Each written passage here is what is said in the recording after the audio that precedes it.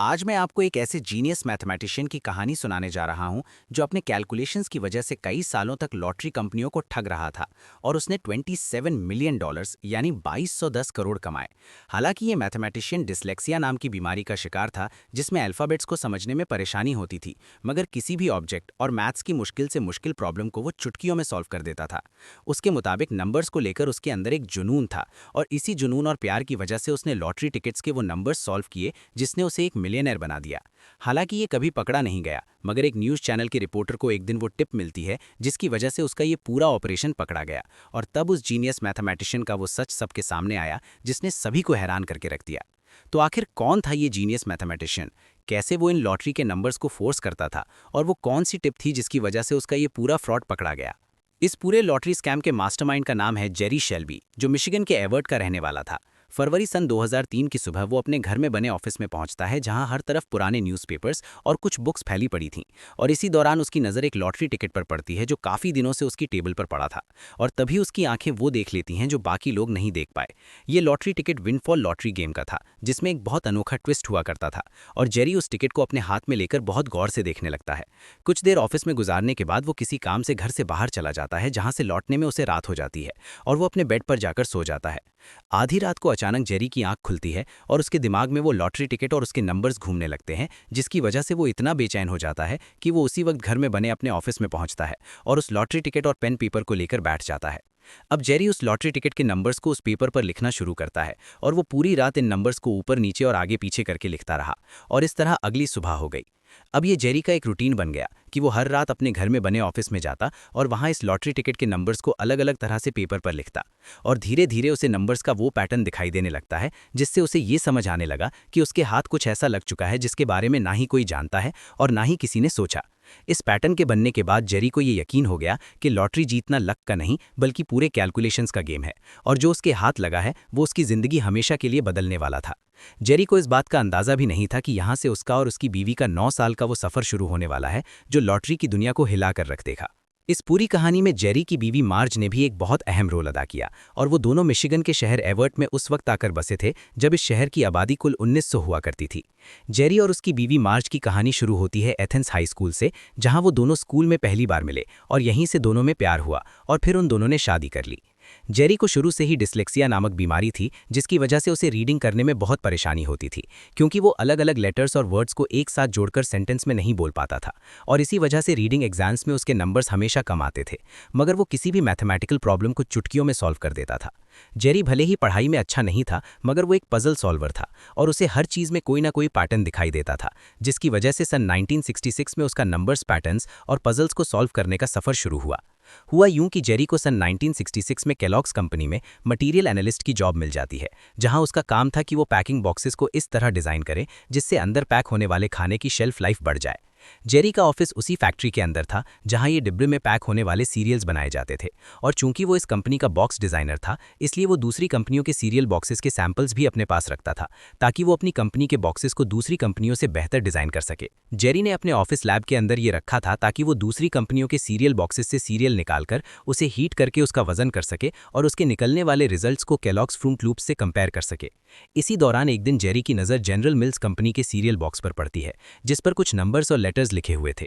ये वो नंबर्स और लेटर्स थे जो हर कंपनी अपने बॉक्सेस पर लिखती थी ताकि किसी भी बॉक्स की शेल्फ लाइफ का पता लगाया जा सके। और ये देखते ही जेरी सोचने लगता है कि क्या वो इन नंबर्स और लेटर्स से कुछ निकाल सकता है, और वो ऐसा करने में कामयाब भी हो गया। जेरी इस बात की खबर अपने मैनेजर को देते हुए उसे ये बताता है कि वो इन नंबर्स और लेटर्स की मदद से ये बता सकता है कि डिब्बे में पैक ये सीरियल्स अपनी शेल्फ लाइफ से पहले खराब हो चुके हैं और वो इस बात का फ़ायदा उठा सकते हैं। जेरी के मैनेजर को इस बात में कुछ खास दिखाई नहीं देता और वो जेरी से कहता है कि वो बस अपने काम पर ध्यान दे, मगर जेरी अपने मैनेजर की बात का बुरा ना मानते हुए इस बात से खुश था कि उसकी आंखें वो देख पा रही थीं जो कोई और नहीं देख पा रहा था। अब जेरी का इंटरेस्ट दिन ब दिन नंबर्स में बढ़ता जा रहा था और अब वो मैथमेटिक्स की बारीकियों को सीखना चाहता था, जिसकी वजह से उसने केलॉग्स कम्युनिटी कॉलेज की नाइट क्लासेस ज्वाइन कर ली। अब जेरी अपने काम के साथ नाइट कॉलेज में भी पढ़ने लगा और महज कुछ ही सालों में उसने कई डिप्लोमास और मैथमेटिक्स में बैचलर डिग्री भी हासिल कर ली। हालांकि वो मैथमेटिक्स में मास्टर्स भी करना चाहता था, मगर अपनी घरेलू जिम्मेदारियों की वजह से कर नहीं पाया। जेरी चाहता था कि उसके बच्चे भी मैथ्स में इंटरेस्ट लें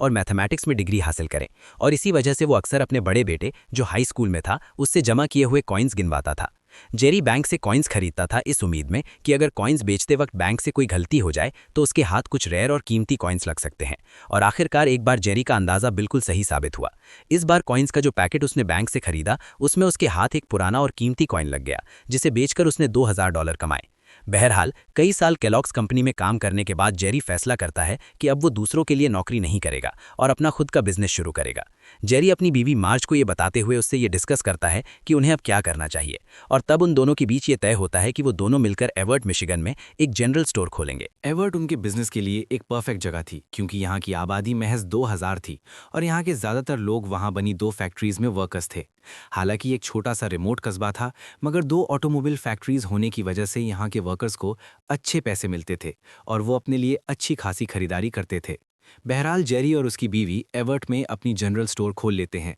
और स्टोर से महज आधा किलोमीटर की दूरी पर अपने बच्चों के साथ एक घर में शिफ्ट हो जाते हैं। ये स्टोर उन्होंने सन 1984 में शुरू किया, जिसका नाम उन्होंने कॉर्नर स्टोर रखा, और जेरी की बीवी मार्ज भी उसके साथ मिलकर ये स्टोर संभालने लगी। उनका एक फिक्स्ड रूटीन था कि वो स्टोर को रोज सुबह 7 बजे खोल लेते थे और ये स्टोर रात 12 बजे तक कस्टमर्स के लिए खुला रहता था, जिसमें मार्ज का काम था कि वो पूरा बुक्स डिपार्टमेंट संभालती थी और जेरी के जिम्मे स्टोर के लिए खरीदारी करने का काम था, जिसमें वो सिगरेट्स और शराब भी खरीदता था। हालांकि जेरी वैसे तो एक छोटा मोटा बिजनेस चला रहा था और उसका रूटीन भी बहुत बोरिंग था, मगर उसका नंबर्स और पजल्स को सॉल्व करने का इंटरेस्ट कभी कम नहीं हुआ और इसी का फायदा उठाकर उसने ज़्यादा से ज़्यादा पैसे कमाए। मिसाल के तौर पर उस वक्त सिगरेट कंपनियां हर कन्वीनियंस स्टोर को एक कार्टन पर $2 का डिस्काउंट देती थीं, ताकि वो उनकी सिगरेट्स अपने स्टोर के शेल्फ में लगाएं, और इसी का फायदा उठाकर वो इन सिगरेट्स को डायरेक्ट कंपनी से खरीदने लगा और उसने ये कार्टन्स उन छोटे रिटेलर्स को $1 के डिस्काउंट पर बेचना शुरू कर दिए, जिन्हें कोई डिस्काउंट नहीं मिलता था। इसका ये फायदा हुआ कि वो जितने सिगरेट्स के पैकेट अपने कन्वीनियंस स्टोर से नहीं बेच पा रहा था, उससे ज़्यादा वो इन रिटेलर्स को बेचकर अच्छे खासे पैसे कमा रहा था। क्योंकि उनका ये कॉर्नर स्टोर सबसे ज़्यादा लंबे वक्त के लिए खुला रहता था और जेरी और उसकी बीवी भी ज़्यादातर कस्टमर्स को नाम से जानते थे, जिसकी वजह से वो अपने कस्टमर्स को नए नए प्रोडक्ट दिखाकर बेचा करते थे। और यहीं से जेरी के दिमाग में आइडिया आता है कि वो अपने स्टोर में लॉटरी मशीन इंस्टॉल करेगा। हालांकि जेरी ने मशीन महज बिजनेस पर्पस के लिए इंस्टॉल कराई थी, मगर वो ये नहीं जानता था कि नंबर्स को सॉल्व करने का जुनून उसे इतना आगे ले जाएगा और आगे चलकर वो पूरी लॉटरी की दुनिया को बदलने वाला है। पहली लॉटरी मशीन जो स्टोर में इंस्टॉल हुई वो एक मरून कलर की मशीन थी, जो मिशिगन स्टेट लॉटरी टिकट्स छापती थी। एवर्ट में रहने वाले लोगों ने इससे पहले कभी कोई लॉटरी मशीन नहीं देखी थी, इसलिए इस बात की खबर पूरे एवर्ट में बहुत तेजी से फैलने लगी और ज़्यादा से ज़्यादा लोग लॉटरी खेलने के लिए जेरी के स्टोर आने लगे। मिशिगन स्टेट जेरी को हर लॉटरी टिकट बिकने पर 6% का कमीशन दे रहा था और साथ ही साथ जीता हुआ लॉटरी टिकट अगर उसके स्टोर पर कैश कराया जाता है तो उन्हें 2% का एक्स्ट्रा कमीशन और मिलता था। जेरी को भी ये समझ आने लगा था कि वो इस बिजनेस से काफ़ी अच्छे पैसे कमा सकता है, इसलिए वो अब न्यूज़पेपर्स में भी एड्स देने लगा ताकि ज़्यादा से ज़्यादा लोग लॉटरी टिकट खरीदें। जेरी सेल्स को बढ़ाने में भी बहुत माहिर था और अगर वो देखता कि लॉटरी टिकट्स की सेल डाउन हो रही है तो वो इन टिकट्स पर एक चमकता हुआ कॉइन लगा देता और कस्टमर्स से कहता कि अगर वो टिकट्स खरीदेंगे तो ये कॉइन उनके गेम में अच्छी किस्मत लेकर आएगा। जेरी का ये आइडिया भी काम कर गया और वो महज लॉटरी टिकट्स बेचकर साल के हज़ारों डॉलर कमा रहा था। हालांकि जेरी और उसकी बीवी खुद लॉटरी नहीं खेलते थे, मगर जेरी कभी कभार एक आध लॉटरी टिकट खरीद लेता ताकि वो ये जान सके कि इन लॉटरी टिकट्स के नंबर्स को किस मैथ्स के हिसाब से डिज़ाइन किया गया है। उसका दिमाग हर वक्त इसी जद्दोजहद में रहता कि वो किसी तरह इन नंबर्स का तोड़ निकाल सके, जिसमें वो आगे चलकर कामयाब भी हुआ। बहरहाल जेरी का बिजनेस आगे कुछ सालों में काफ़ी फल फूल गया और उसने कई लॉटरी मशीनें और बढ़ा ली और कुछ लोग भी रख लिए जो इन लॉटरी मशीनों को मैनेज करते थे। जेरी अब अपनी बीवी के साथ अपनी ज़िंदगी एंजॉय करने लगा और लगभग 15 सालों तक उन्होंने वो सब कुछ किया जो वो करना चाहते थे, मगर सन 2000 में वो फैसला करते हैं कि वो काम से रिटायरमेंट ले लेंगे। इस फैसले के बाद वो अपने बिजनेस को बेच देते हैं और मार्ज अब पूरी तरह घर संभाल लेती है। वहीं जेरी अपने दोस्तों के साथ बैठकर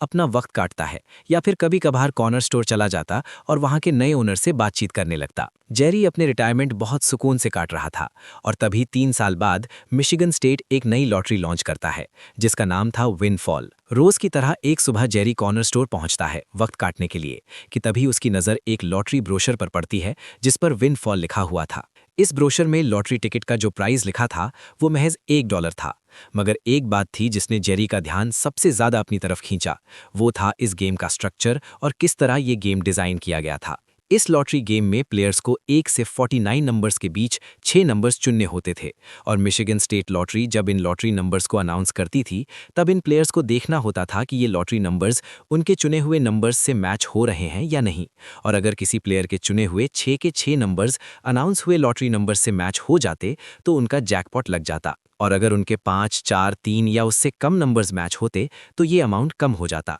हालांकि जैकपॉट अमाउंट बहुत ज़्यादा बड़ा नहीं था क्योंकि लॉटरी टिकट्स की कीमत महज $1 थी, मगर इसके बावजूद भी लॉटरी टिकट सस्ता होने की वजह से लोग ज़्यादा से ज़्यादा टिकट खरीद रहे थे, इस उम्मीद में कि एक दिन उनका जैकपॉट लग जाएगा। इसी दौरान जेरी का दिमाग इस गेम की उस कमी को पकड़ लेता है जो उसे एक मिलियनेयर बनाने वाली थी। जेरी देखता है कि विनफॉल गेम में अगर कोई जीत नहीं पाता तो जैकपॉट का अमाउंट बढ़ता चला जाता है और अगर ये अमाउंट $5 मिलियन तक पहुंच जाता है तो इस गेम में एक रूल लागू हो जाता है जिसका नाम था रोल डाउन। रोल डाउन के हिसाब से अब जैकपॉट अमाउंट हर उस विनर में बटेगा जो सभी 6 नंबर्स के अलावा उससे कम नंबर्स को भी प्रिडिक्ट किए लॉटरी नंबर्स से मैच कर जाएंगे। ये रोल डाउन हर 6 हफ्ते में एक बार होता था और मिशिगन स्टेट इसे एक बड़े इवेंट की तरह करता था ताकि ज़्यादा से ज़्यादा लोग लॉटरी खेलने की तरफ आकर्षित हों। इसका फायदा ये हुआ कि ज़्यादा से ज़्यादा लोग अब टिकट्स खरीदने लगे ताकि उनके चुने हुए नंबर्स लॉटरी नंबर से मैच हो जाएं और जैकपॉट अमाउंट में उन्हें हिस्सा मिल जाए। इस ब्रोशर में ये भी लिखा था कि कितने सही नंबर्स प्रिडिक्ट करने की ऑड्स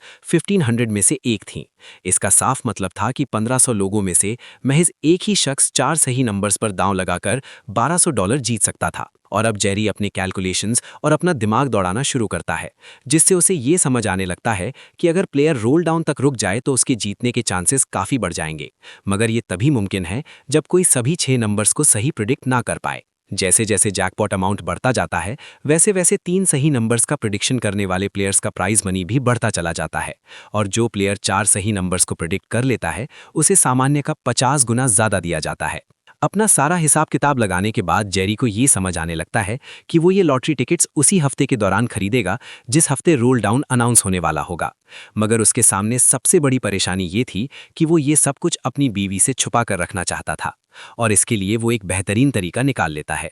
क्योंकि जेरी खुद इस बात को लेकर श्योर नहीं था कि जो कैलकुलेशंस वो बिठा रहा है वो सही हैं भी या नहीं, इसलिए वो फैसला करता है कि वो अपनी थ्योरी को पहले पेपर पर टेस्ट करेगा। रोल डाउन वीक के दौरान वो लॉटरी टिकट्स नहीं खरीदता बल्कि सिर्फ कुछ नंबर्स अपने दिमाग में प्रिडिक्ट करता है। स्टेट लॉटरी जब अनाउंस करती है तब उसके प्रिडिक्टेड निकलते हैं और उसे ये समझ आने लगता है कि उसकी थ्योरी काम कर रही है। अपनी थ्योरी टेस्ट करने के बाद अब जो आखिरी काम बचा था वो ये था कि अब जेरी रियल लॉटरी खेले।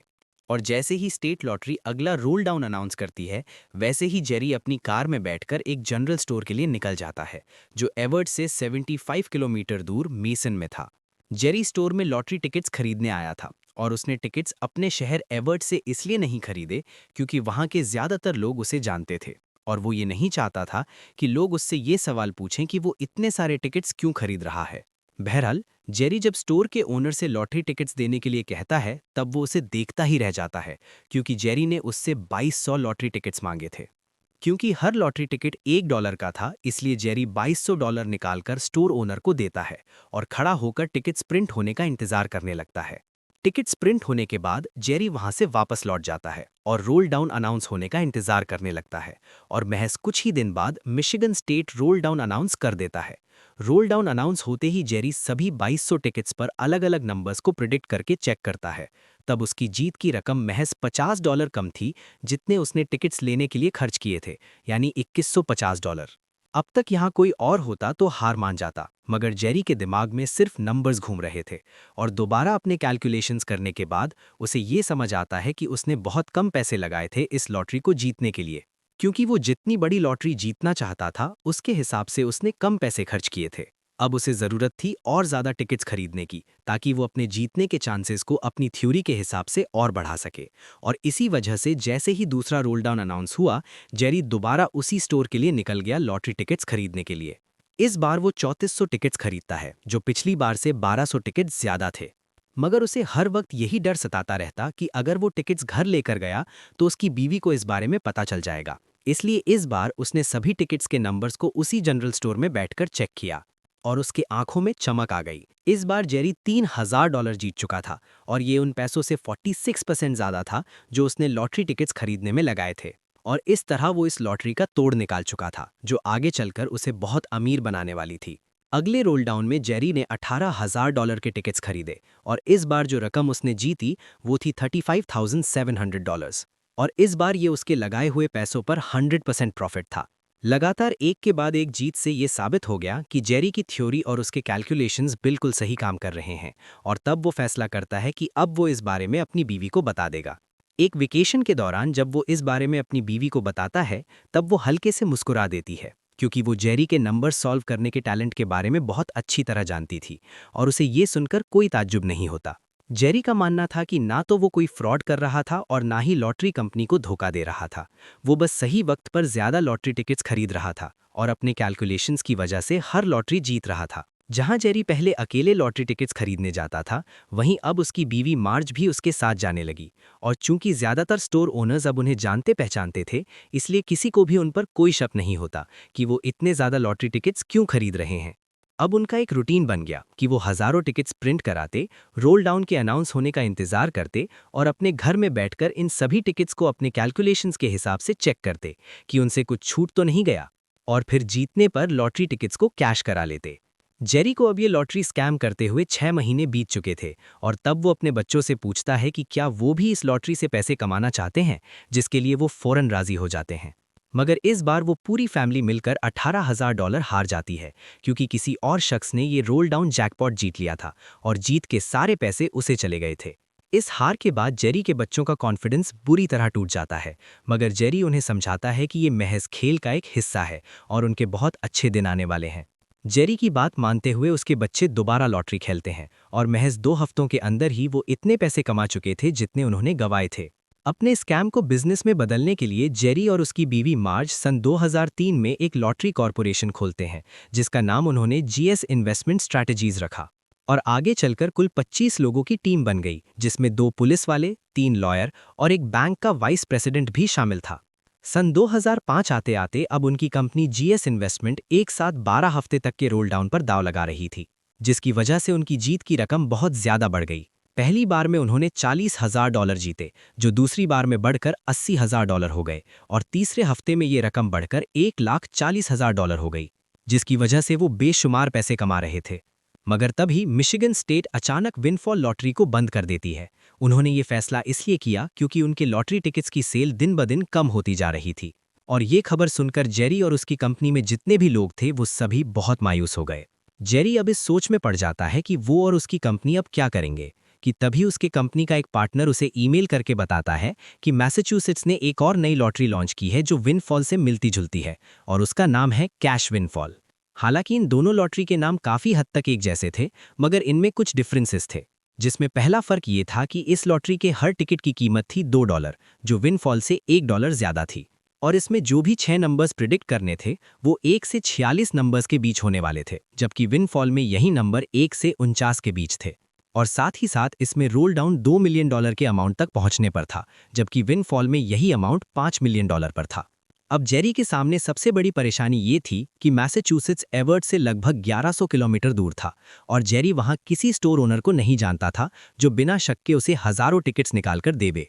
मगर जल्द ही उसे अपने पार्टनर से मैसाचुसेट्स के एक स्टोर ओनर का कॉन्टैक्ट मिल जाता है जो उसकी मदद करने वाला था। सन 2005 की एक सुबह जेरी फैसला करता है कि वो इस कैश विनफॉल लॉटरी को खेलेगा और अपनी कार में बैठकर मैसाचुसेट्स के लिए निकल जाता है, जो कि एक 12 घंटे लंबा सफर होने वाला था। मैसाचुसेट्स लॉटरी का एक स्ट्रिक्ट रूल था कि वो टिकट्स की सेल और किसी भी ऐसी चीज जो उनके रूल्स के खिलाफ होती थी उस पर बहुत कड़ी नजर रखते थे और यही वो वजह थी कि हर स्टोर ओनर को एक दिन में $5,000 से ज्यादा के टिकट्स बेचने के लिए परमिशन लेनी पड़ती थी। हालांकि ये जेरी के लिए एक परेशानी थी, मगर उसकी किस्मत अच्छी थी कि जिस स्टोर ओनर के बारे में उसके पार्टनर ने बताया था वो उसे हजारों टिकट्स देने के लिए तैयार हो जाता है। मगर इसके बदले वो जेरी की कंपनी जीएस इन्वेस्टमेंट में एक छोटी सी पार्टनरशिप मांगता है जो उसे दे दी जाती है। कैश विनफॉल लॉटरी को पहली बार खेलने में जेरी 60,000 टिकट्स खरीद लेता है, जिसकी कीमत थी $1,20,000 और इस बार रोल डाउन वीक में जो रकम उन लोगों ने जीती वो थी $7 लाख। उधर मैसाचुसेट्स लॉटरी के भी टिकट्स इस कैश विनफॉल की वजह से खूब बिक रहे थे, जिसकी वजह से लॉटरी अमाउंट भी बढ़ता जा रहा था। और जेरी और उसकी बीवी मार्ज इसी बात का फायदा उठाकर लगातार एक के बाद एक लॉटरी खेल रहे थे और सन 2006 आते आते वो लोग $5 मिलियन लॉटरी से कमा चुके थे। इतने सालों में महज एक बार यानी सन 2010 में एक लॉटरी ऑफिसर ने उन्हें टिकट्स खरीदते दौरान चेक किया, मगर उसने अपने सीनियर्स को यही बताया कि सब कुछ ठीक है और कोई गड़बड़ी नहीं है। अब जेरी के बच्चे और उनके रिश्तेदार भी इस लॉटरी स्कैम का फायदा उठाकर बेशुमार पैसे कमा रहे थे।